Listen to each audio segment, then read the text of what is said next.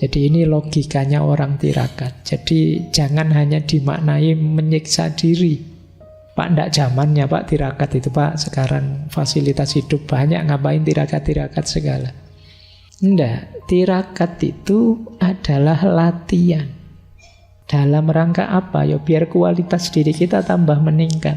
Orang itu kalau sudah latihan kan terus tambah tangguh.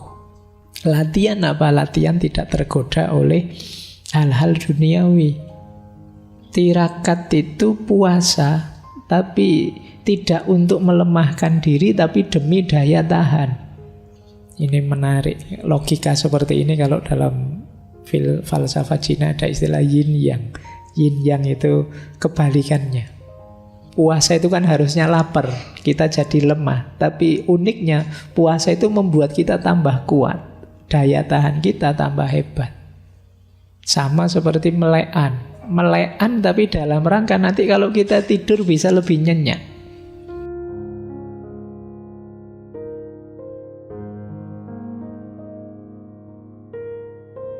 Kita awali dari dasar filosofinya. Mengapa sih orang itu kok disarankan mengalah? Kira-kira filosofi apa yang melatar belakanginya? Yang pertama, orang Jawa punya filosofi, ini dulu pernah kita bahas juga, memayu hayuning bawono. Mengidealkan hidup kesemestaan yang harmonis. Tidak saling nabrak, tidak saling balapan, apalagi saling jegal.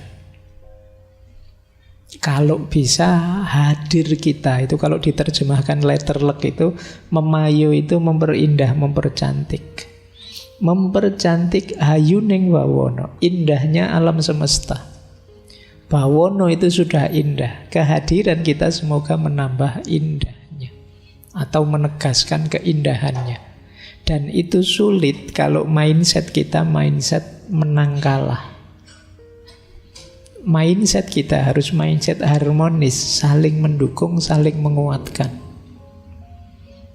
Jadi kalau jegal-jegalan, ya akhirnya kita relakan saudara kita jelek, saudara kita buruk, saudara kita jatuh. Yang penting aku kelihatan baik, aku kelihatan unggul. Atau balapan, atau saling jegal.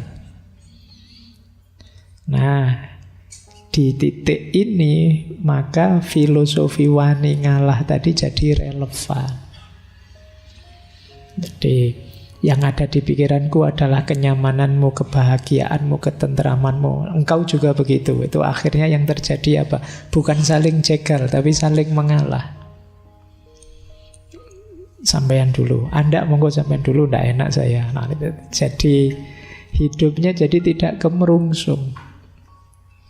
Kita yakin bahwa saudara kita tidak akan mengkhianati kita, yang sana juga begitu. Orang bisa saling mengalah itu pasti diawali saling percaya. Dan didasari oleh mindset untuk memayu hayireng bayuna. Kita ingin harmonis. Yo, ini nggak usah jauh-jauh dengan sesama yang senusantara, dengan saudaramu sendiri, temanmu sendiri, bahkan pasanganmu sendiri. Yo harus punya cara pandang ini. Kalau tidak ada yang mau ngalah, itu kan sama dengan tidak ada yang mau berkorban. Semua ingin mengambil keuntungan. Kalau yang ada ini berat sekali hidup kita. Kita akan serba curiga dengan siapapun yang ada di sekeliling kita. Akhirnya cara pandang kita jadi negatif, penuh prasangka. Jangan-jangan saya nanti dikhianati, jangan-jangan saya dicurangi, jangan-jangan teman saya cuma ingin memanfaatkan saya saja. Terus pikiran kita begitu, tidak tenang. Jadi basic filosofi yang pertama, mengalah itu ya memayu hayuning bawono. Biar hidup ini indah. Kalau nyaman, tentram, saling mendukung, saling menguatkan, tidak saling rebutan tapi saling berbagi, saling memberi, saling mengalah, itu indah, harmonis. Ya meskipun yang kayak gini enak kalau diomongkan, diceramahkan. Begitu kalian turun Mbok nanti balik ke kampus saja kan sudah mulai kompetisi. Kalian masuk kelas sudah mulai lirik-lirik. Ini temanku kemarin dapat A apa dapat B ya. Yang sudah mau seminar siapa ya, yang sudah mau lulus siapa ya, kamu terus begitu. Hidupmu dikejar-kejar terus kompetisi.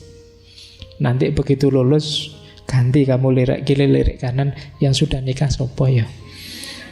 Nanti begitu nikah nanti baru lagi yang sudah punya anak duluan, yang mapan duluan ya siapa. Kamu kompetisi tidak ada habisnya. Sampai nanti usia tua 60-an, 70-an kamu juga masih lirik-lirik. Ini yang mati duluan sopo ya. Loh, kapan kamu istirahatmu, menikmati hidupmu, tiap hari kompetisi? Baik, yang kedua, ini juga termasuk yang diomongkan enak tapi kita sadar tapi tidak operatif. Kesadaran bahwa kalau sudah rezeki ya tidak akan pergi dari kita. Hidup ini kita masing-masing sudah ada jatahnya. Jadi kesadaran ini kalau ada dalam diri kita, mengalah itu lebih mudah. Jadi kita tidak akan tergoda untuk berkompetisi apalagi secara curang. Kalau memang jatahku, kalau memang rezekiku, siapapun akan menghalangi, tidak akan bisa. Kalau sudah ditetapkan oleh Allah, ya sudah kita akan ketemu dengan rezeki kita itu. Loh, ini sudah lama kita tahu teorinya, tapi kita sering tidak sadar dalam praktek hidup sehari-hari. Jadi seolah-olah kalau kita merasa milik kita, jatah kita, merasa dirampas orang, terus kita kumat ndadi kaya kehilangan apa. Padahal kita tahu kalau itu jatah kita, ya pada akhirnya akan kembali ke kita. Ini filosofi kedua. Semoga nanti tidak ada yang tanya. Kalau gitu kita santai saja ya Pak, males-malesan saja ya Pak. Ada pikiranmu mesti ke situ nanti. Nanti dulu kita pahami pelan-pelan.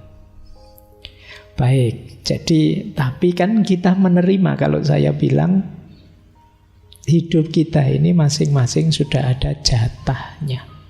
Sampai di sini dulu saja, jangan ditafsir aneh-aneh. Kalau oke, berarti kita lebih mudah untuk bisa mengalah. Tapi kalau mindset kita tidak bisa Pak, jatah itu ya harus kita rebut. Hidup ini rebutan. Siapa paling aktif dia dapat paling banyak. Ya tidak tahu lagi kalau mindsetnya berbeda.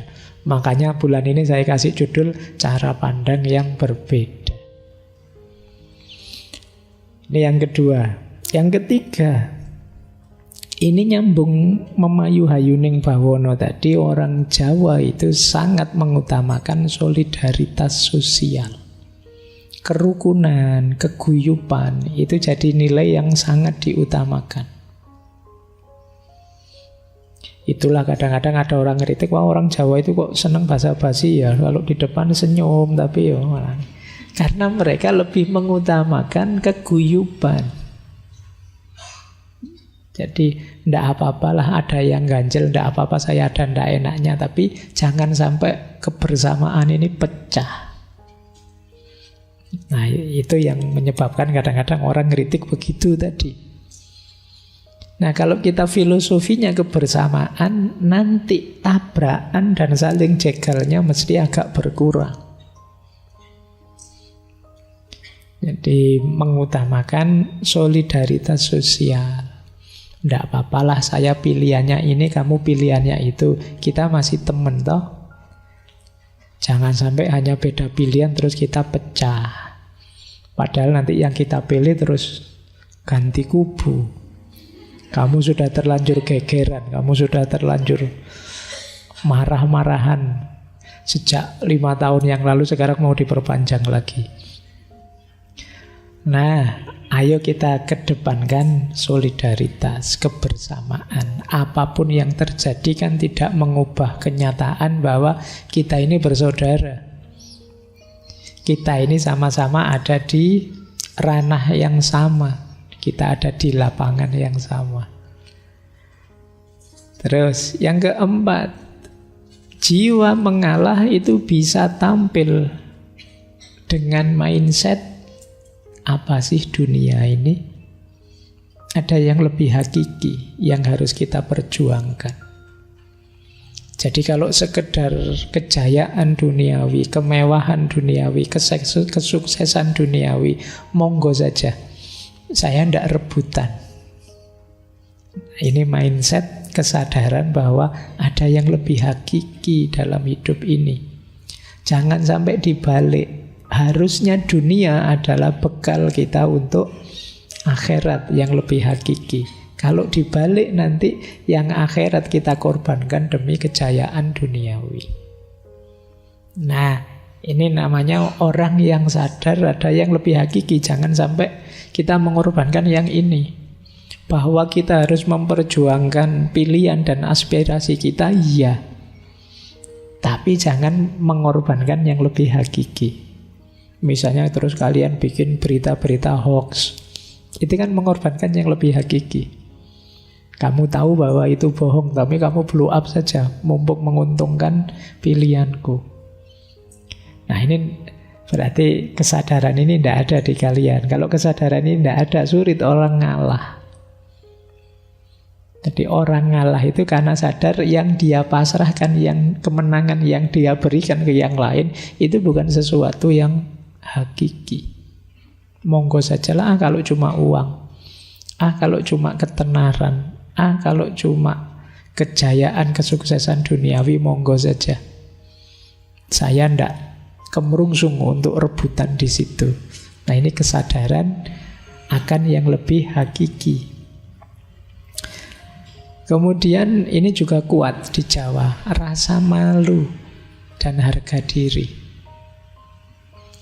Malu kalau saya ini kelihatan kemerungsung sekali, kelihatan semangat sekali mengejar yang duniawi. Nah ini rasa malu. Nah, malu saya kalau masih tergoda dengan yang itu, malu saya.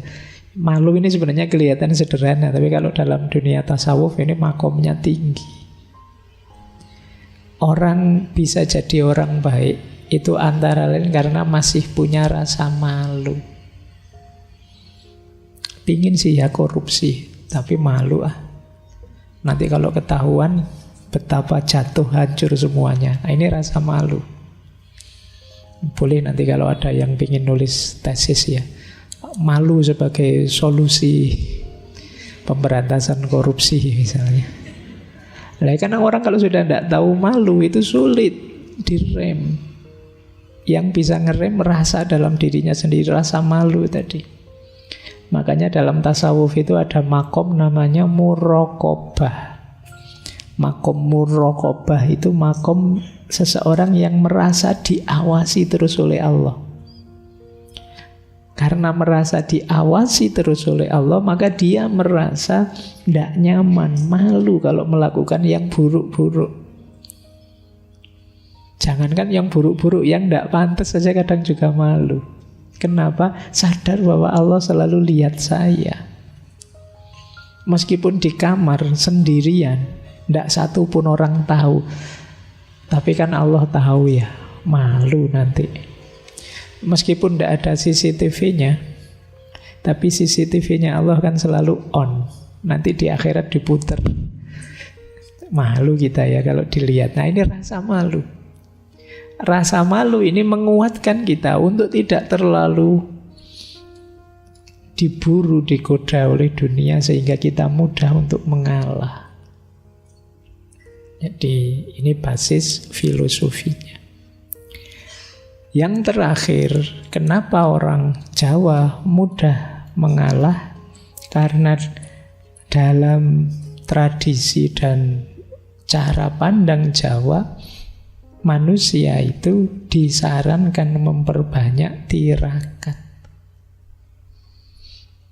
Jadi ini menarik. Tirakat itu semacam kalau ada yang pahit dan yang menyenangkan, saya pilih yang pahit dulu demi kesenangan yang lebih panjang.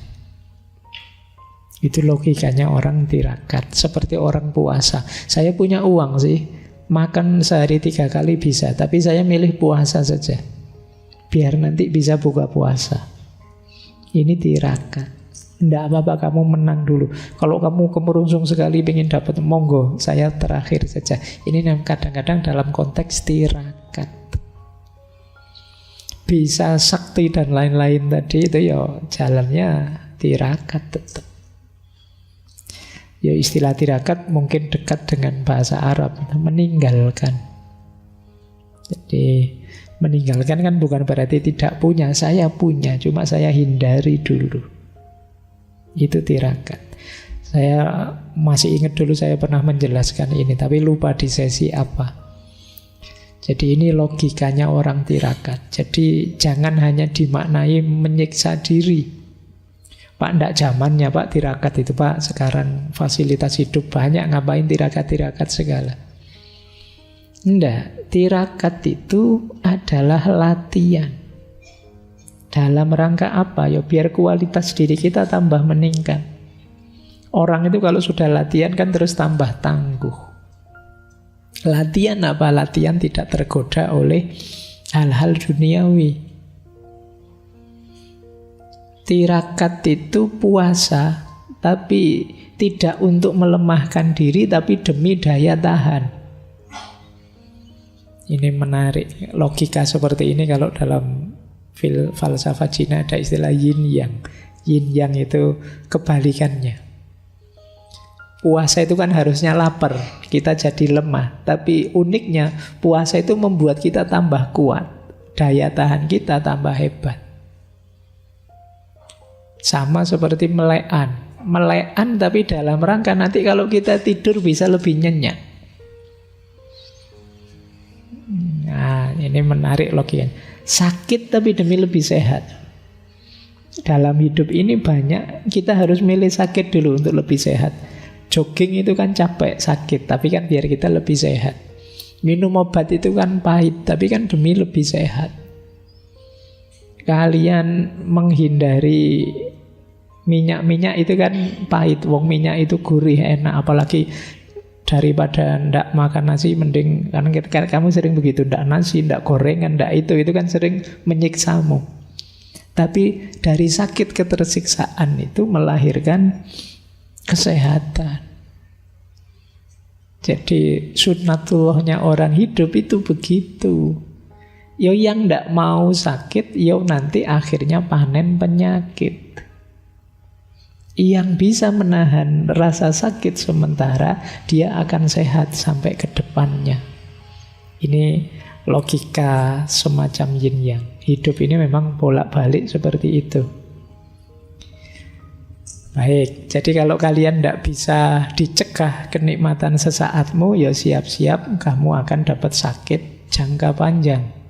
Tapi kalau kamu bisa mempuasakan dirimu sebentar, menahan ini itu, yang itu sebenarnya tidak enak, menyakitkan, tapi kamu dapat kesehatan yang jauh lebih panjang. Ini logikanya orang tirakat. Masuk kalian tirakat, ninggal gorengan saja tidak kuat. Ya dikurangi lah. Kalau biasanya sehari gorengannya sak piring, yo nanti jadi setengah piring. Atau jangan digoreng, dikukus saja seperti kata ya, lo kan itu lebih sehat. Jadi yang penting ini kalau bahasa agama ini semacam sunnatullah. Ya sunnatullahnya orang hidup memang begini. Kalian menerima atau tidak. Tirakat itu kadang nyepi, tidak dalam rangka melarikan diri dari keramaian, tapi dalam rangka nanti kalau kembali kita lebih tangguh menghadapi keramaian. Kadang kita meninggalkan ini, meninggalkan itu, tapi dalam rangka mendapat kemanfaatan lebih besar setelah kita kembali. Kita mungkin tirakat dengan cara sodakoh ini, sodakoh itu, memberi ini, memberi itu. Tapi jangan lupa, ketika kita melepas banyak hal, kita juga mengalami banyak kelegaan. Melepaskan itu kan melegakan. Selama ini kita punya banyak beban, tapi begitu kita lepaskan kan kita lega. Anak-anak muda menerjemahkannya kebebasan. Jadi kalian kadang-kadang berjuang demi kebebasan tapi pelit. Pelit itu berarti kalian diikat oleh banyak hal, tidak mau berbagi. Ya kalau begitu kalian sebenarnya tidak merdeka. Kalian tergantung pada banyak hal duniawi yang kamu miliki. Akhirnya kamu pelit. Ya Pak, cirinya orang bebas, orang merdeka itu tidak pelit. Dia tidak terikat dengan hal-hal duniawinya. Baik, jadi mengalah di antara filosofinya adalah tirakat dalam rangka melatih diri kita. Baik, kita lanjutkan. Ini masih panjang membahas wani ngalahnya. Sekarang kita belajar beberapa hakikatnya. Apa sih hakikatnya orang mengalah itu? Ada beberapa, catatan saya mungkin ada 6, ada 7. Yang pertama, orang ngalah itu sebenarnya dia sedang bertarung mengalahkan egonya sendiri. Secara natural, manusia dengan egonya itu kan sebenarnya menuntut ini, menuntut itu. Ingin sukses, ingin berhasil, ingin meraih ini, ingin meraih itu. Yang sering merepotkan kita, yang sering menyusahkan kita dalam hidup itu kan kendali ego ini, tuntutan-tuntutan egois. Nah, mengalah mengajarkan kita untuk mengalahkan ego. Sebenarnya sih diri kita menuntut, ayo kamu maju saja, kalahkan semuanya. Kamu mampu kok, kamu bisa kok. Kan kita selalu diprovokasi seperti ini oleh para motivator-motivator. Ya kan, ayo kamu bisa, ayo kamu mampu. Kalau sekedar membujuk diri untuk melampiaskan keinginan egois itu mudah, karena memang sejak awal ada banyak tuntutan dari ego kita untuk mencapai ini, mencapai itu. Justru yang sulit itu menyapihnya. Apa menyapih itu? Jadi menyapih itu ngerem dia. Itu lebih sulit. Nanti kalian rasakan bedanya mengendarai ego dan mengerem ego. Itu akan jauh lebih berat ngerem ego. Banyak manusia itu lebih sulit ngerem egonya dibandingkan melampiaskan atau mengendarai egonya. Perjuanganmu untuk sukses itu mungkin berat, tapi akan lebih berat setelah kamu sukses mengendalikan dirimu. Itu yang disebut mengalahkan ego. Nah, tantangan untuk wani ngalah itu sebenarnya tantangan untuk mengalahkan ego. Kadang-kadang agak trik. Kamu ngalah, tapi ngalahmu juga karena alasan tuntutan egois. Ada pamrih egoisnya. Kenapa kok kamu ngalah saja? Tidak apa-apa, ini strategi biar dia seneng sama saya. Nah, ini ngalahnya belum murni, masih ada tuntutan-tuntutan egois. Kadang-kadang ada orang ngalah terus menyesal. Ngapain saya tadi ngalah? Akhirnya saya malah, itu berarti ngalahmu masih ada pamrihnya. Ini mengalah tapi masih belum bisa mengalahkan ego. Ngalah hanya jadi strategi tertentu untuk memanjakan ego. Ini juga belum positif. Hakikat ngalah yang sejati itu ngalah yang menaklukkan ego. Ego penting.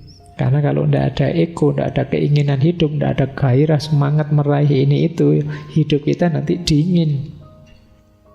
Tapi juga harus ngerti batasnya. Nah, untuk berhenti di batas, itu kita perlu kemampuan ngerem tadi. Jadi ini uniknya manusia di situ. Pak, kok Allah itu ngasih kita juga ego, ngasih kita nafsu segala sih Pak, mau ya dikasih yang baik-baik saja. Karena sebagian besar kenikmatan kita, kesenangan hidup kita ada di situ. Dan Allah itu ingin kita senang, ingin kita bahagia. Tapi Tapi yo kita tetap harus tahu batas. Karena kesenangan tadi bisa blunder pada akhirnya kalau kita tidak bisa mengendalikannya. Jadi kuncinya di situ. Makanya yo tidak usah protes. Allah memberi kita nafsu, memberi kita hasrat ini, hasrat itu. Itu Allah ingin kita gembira dengan itu, senang, bahagia. Cuma ya kita harus ngerti batasnya. Nah, kuncinya di rem tadi. Oke. Yo seperti mobil kan kalau ngegas terus, yo wassalam. Kamu ndak akan bisa memanfaatkan secara maksimal mobil yang kamu miliki. Agar lengkap, yo ada gasnya, ada remnya. Begitu digas, kamu gerak, kamu nyaman. Begitu ada bahaya, yo kamu rem biar ndak nabrak. Mobil di sini gas tok yo, jungkel kan mesti. Tapi mobil ndak ada gasnya, rem tok, yo ngapain kamu punya mobil? Nah, di situ pentingnya kamu tadi ya harmonis, keseimbangan. Nah, jadi ngalah melatih ego kita. Filosofi yang kedua, ngalah berhubungan dengan kekuatan kontrol diri. Jangan dikira orang ngalah itu lemah. Orang ngalah itu kuat. Kenapa? Ndak sembarangan orang bisa ngalah. Mengalah tidak berarti kalah, tetapi mempersembahkan kemenangan kepada yang lain. Jadi, kalau mau saya bisa menang. Tapi yo, ndak apa-apa kamu dulu yang menang. Ini kan orang ngalah namanya. Jadi berarti apa? Dia kuat. Jadi ngalah tidak sama dengan kalah. Juga jangan jadi modus, wah ini kelihatannya saya mau kalah ini, tak pura-pura ngalah saja. Ya ndak. Kalau itu namanya bukan ngalah, ya tetap kalah itu namanya. Orang ngalah itu dia tahu dia bisa menang, tapi dia milih membahagiakan yang lain.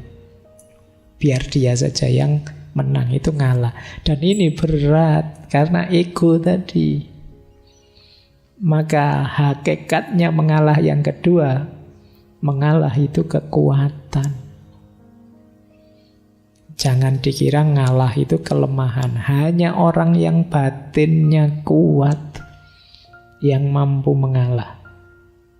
Kita cenderung harus kita yang unggul, karena kita yang lebih benar, kita yang lebih baik. Harus kita yang menang. Jangan sampai mereka yang menang, harus kita. Kan manusia itu cenderung begitu naturalnya.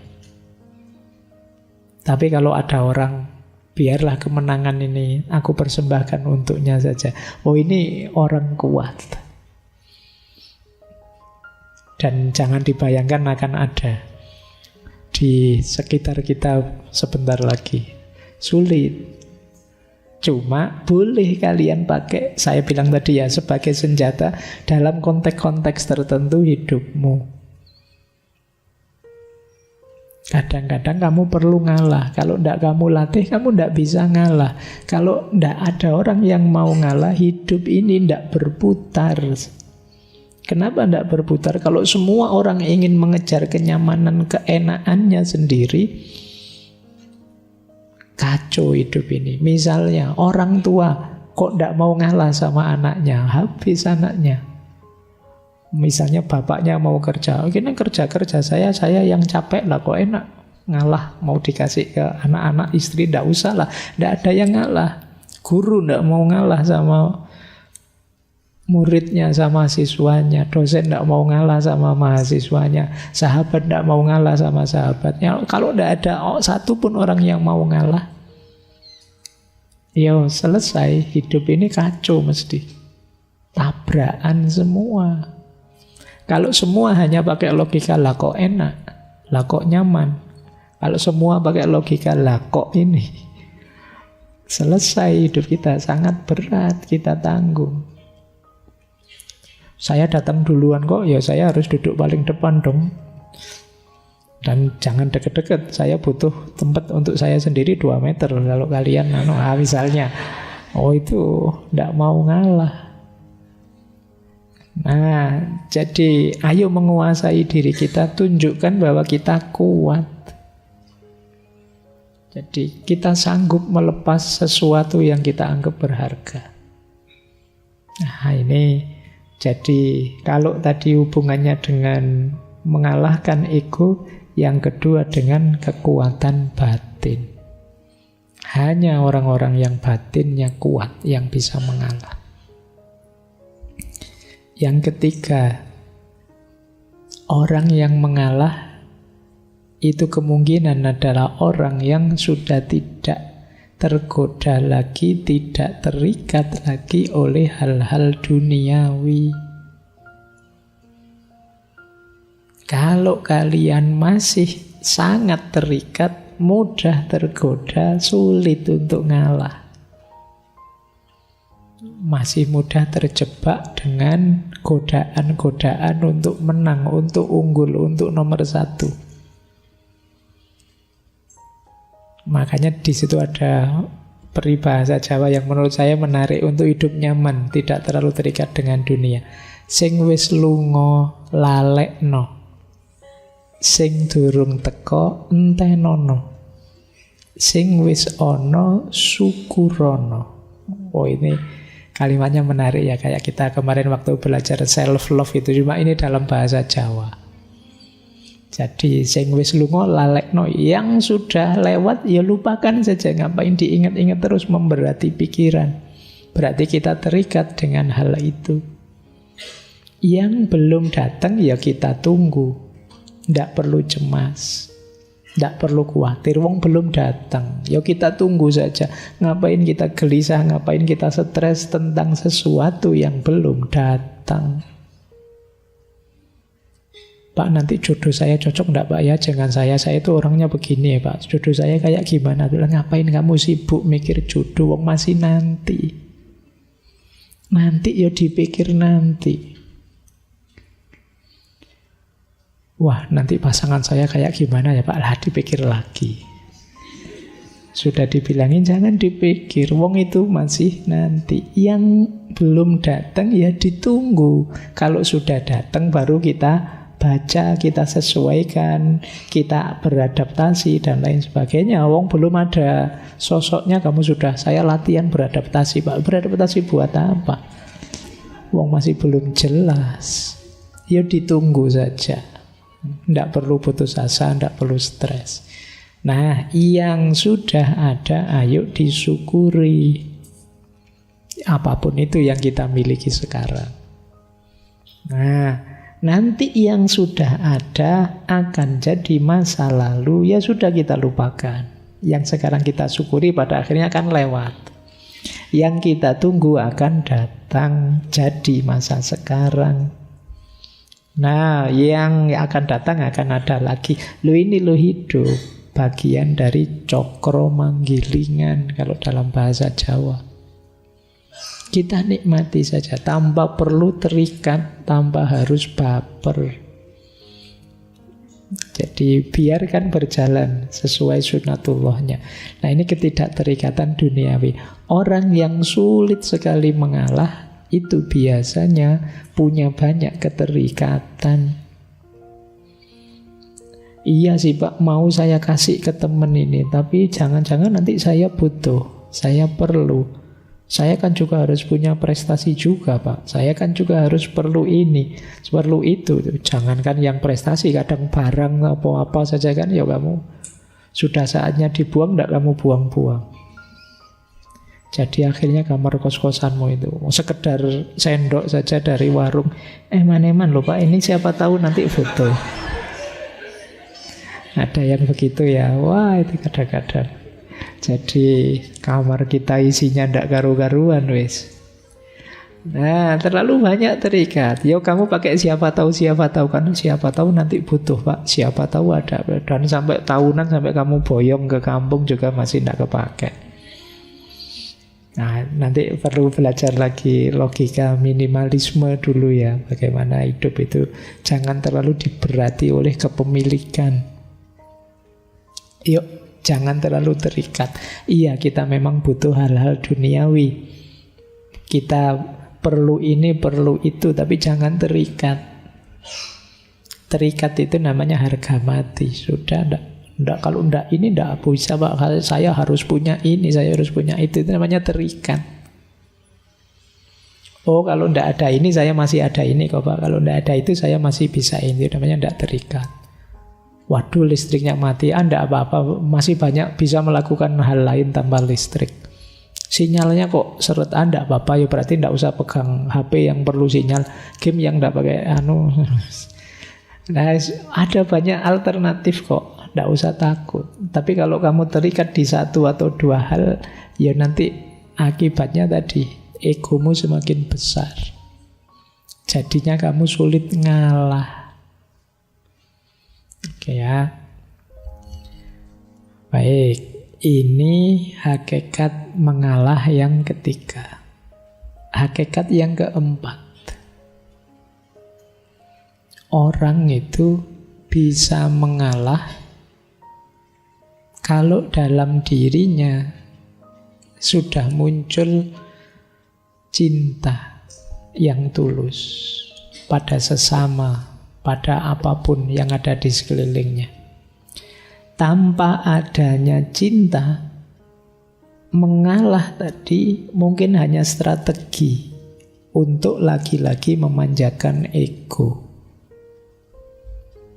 Seolah-olah ya sudah saya ngalah, kamu saja yang menang. Tapi di balik itu ada kepentingan lain. Kenapa bisa begitu? Ya karena tidak didahului dengan karakter cinta. Maka tantangan wani ngalah tadi kelihatannya sederhana. Alah Pak, cuma ngalah saja kan begitu, saya bisa enggak? Ada prasyaratnya. Antara lain apa? Ngalahmu itu harus terbentuk karena ada rasa cinta. Dari cinta itu kan nanti muncul kepedulian, namanya care. Dan ingin memberi yang terbaik pada yang kamu cintai, namanya responsibility. Tanpa adanya cinta mungkin kamu ngalah, tapi ngalahmu biasanya masih ada pamrihnya. Tidak demi dia tapi demi dirimu. Jadi mengalah itu bisa disebut manifestasi dari cinta yang tulus.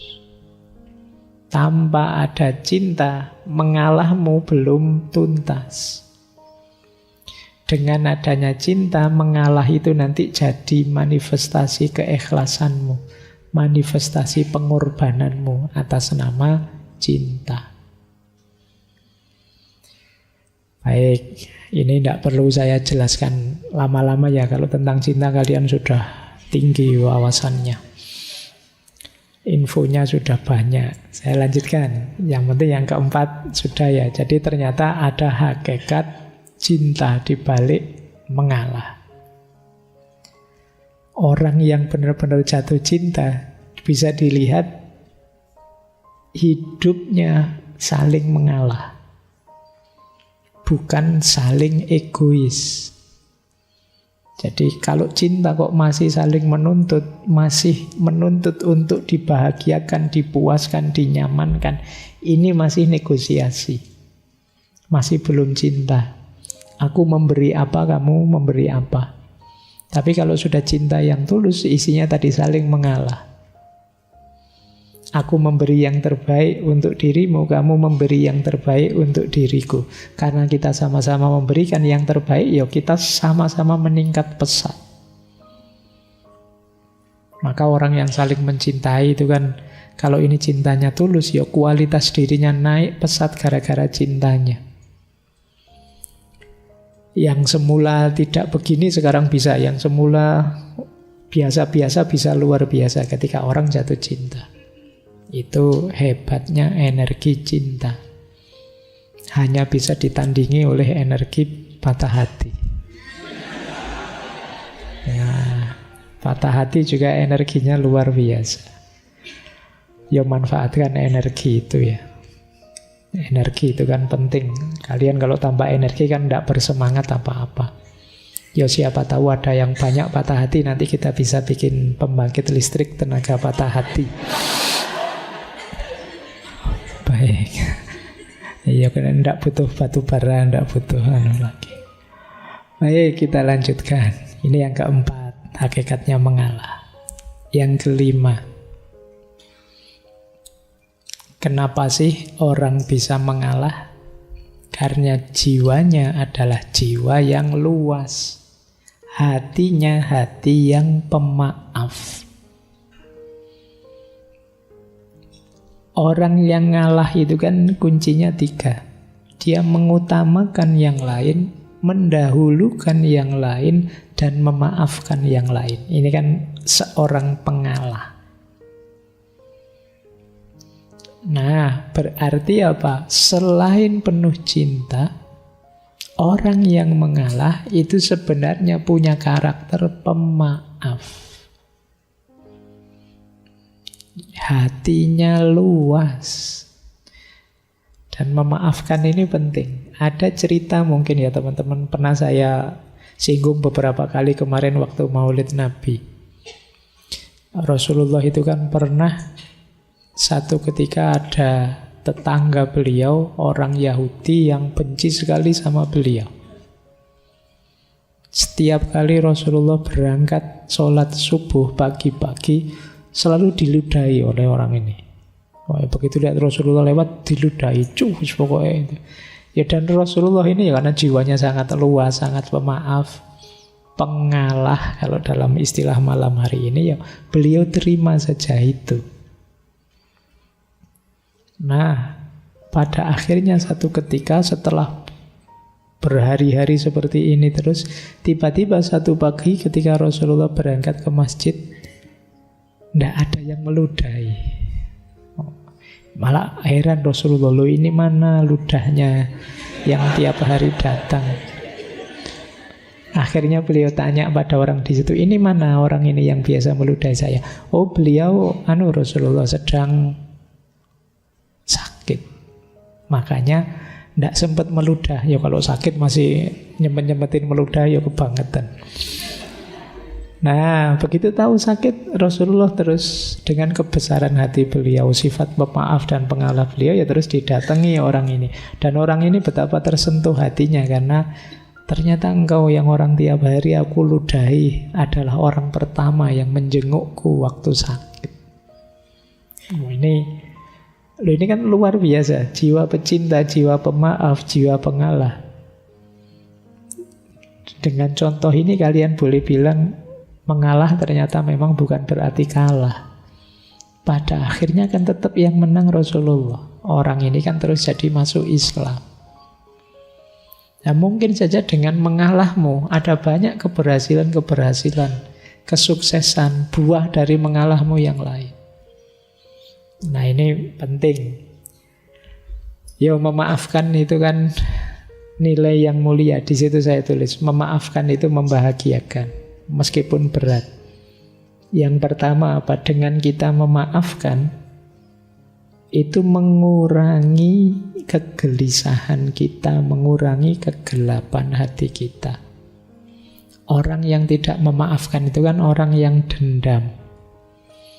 Orang yang dendam itu ya orang yang gelisah, tidak nyaman. Jadi kalau bisa ya kamu buang saja beban itu. Ngapain diam-diam kamu membebani dirimu dengan dosanya orang lain kalau itu dosa. Jadi kurangi dengan cara memaafkan. Kurangi juga dengan cara mengalah tadi. Ya, dengan kita memaafkan kan nanti mengurangi rasa marah, mencegah perilaku tidak terkontrol. Kadang-kadang kan kita itu karena saya disakiti, saya harus balas menyakiti. Sana juga begitu, loh saya disakiti, balas-balasan tidak ada akhirnya nantinya. Hidup kita dan waktu kita habis sia-sia hanya untuk balas-balasan. Dan jangan lupa memaafkan juga menumbuhkan kebanggaan diri. Bisa memaafkan itu kan bangga kita. Ternyata aku ini lumayan dah, ya tidak mulia-mulia amat, tapi ya lumayan bisa memaafkan. Itu kan kebanggaan diri sudah. Jadi ya latihan memaafkan, ini bagian dari jiwa pengalah tadi. Lanjut.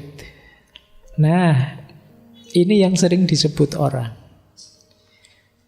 Mengalah itu jangan dikira lemah. Justru mengalah itu kadang-kadang strategis, visioner. Mungkin kalian ingat quotes yang atas itu. Dari Raden Mas Sosrokartono. Ngeluruk tanpa bolo, menang tanpa ngasorake. Ngeluruk tanpa bolo itu menyerbu tanpa pasukan. Menang tanpa ngasorake. Kita mengalahkan tapi tidak menundukkan, merendahkan. Ini strategi untuk bisa begini antara lain apa? Mengalah. Begitu kita mengalah, kita melakukan kebaikan, mengalah tadi untuk seseorang, dia akan tersentuh hatinya. Sehingga dia balas ingin membahagiakan kita, ingin memberi kita sesuatu. Ya nama lain dia tunduk akhirnya pada kita. Itu kan kita semacam menyerbu dia tanpa pasukan. Pasukan kita ya kebaikan hati tadi. Antara lain mengalah. Jadi tidak usah putus asa dengan kebaikan, lakukan terus pada siapapun. Pada akhirnya orang yang kita beri kebaikan itu ya akan takluk pada kita. Seperti orang yang diserbu pasukan. Padahal itu tidak ada pasukannya apa-apa. Hanya pasukan kebaikan. Itulah ngeluruk tanpa bolo. Manusia itu selama masih manusia, kalau dia diberi kebaikan terus, tidak mungkin tidak tersentuh hatinya. Sejahat apapun dia, ya kayak di film-film itu kan kadang penjahatnya ragu-ragu karena tokohnya sangat baik lakonnya. Itu nama lain dari ngeluruk tanpa bolo. Dan menang tanpa ngasorake. Tidak membuat malu yang lain. Ya dengan jalan mengalah tadi. Dengan jalan kita mengalah, monggo sampean yang duluan, monggo sampean yang juara, yang berprestasi, monggo sampean. Nah ini membuat dia kan tidak rendah, tapi hakikatnya kita yang menang. Itulah menang tanpa ngasorake. Kalau kalian bisa seperti ini, hidup ini mungkin tetap kompetitif, tapi tidak saling merendahkan, tidak saling menjatuhkan. Disitulah rahasianya mengalah untuk menang. Kalau dalam bahasa Inggris ada peribahasa, you may lose the battle, but you win the war. Atau you do not need to win every battle to win the war. Engkau mungkin kalah dalam battle. Battle itu ya pertemuan sekelompok pasukan, tapi tetap win the war. War itu ya peperangan secara keseluruhan. Jadi ya kayak misalnya ini medan perang, pertarungan satu orang lawan satu, pertarungan sekelompok lawan sekelompok, itu namanya battle. Tapi peperangan secara keseluruhan ini namanya war. Tidak apa-apa ada 1-2 kalah, tapi akhirnya kan menang di war-nya. Ya kayak kalian kalau main game-game apa itu loh kan ada yang kadang ada kalahnya, kadang tidak apa-apa sih dalam rangka menang secara keseluruhan.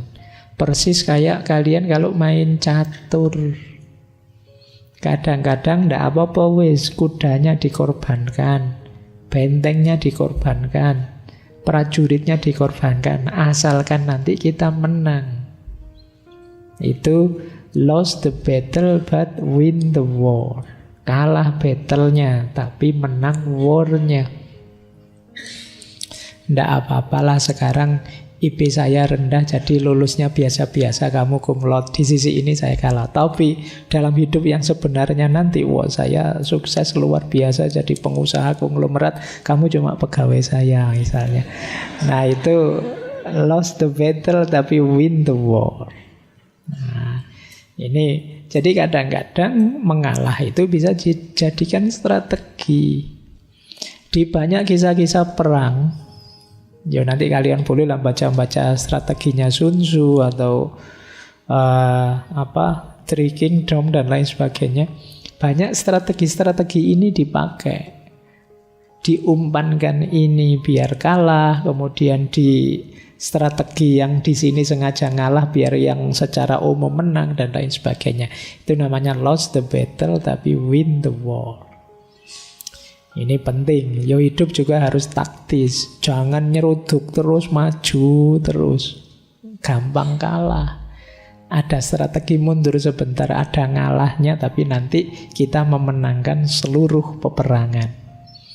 Nah ini ada rahasia ini juga dalam mengalah. Jadi visioner dan strategis, melihat jauh ke depan.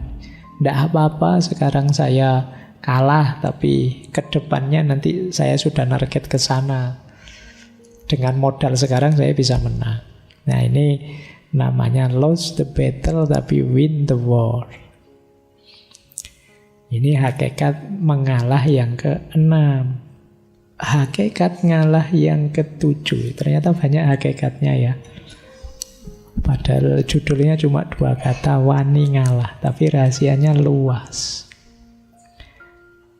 Mengalah itu bagian dari spiritualisasi kehidupan. Yang duniawi tadi kita ilahikan, kita spiritualkan.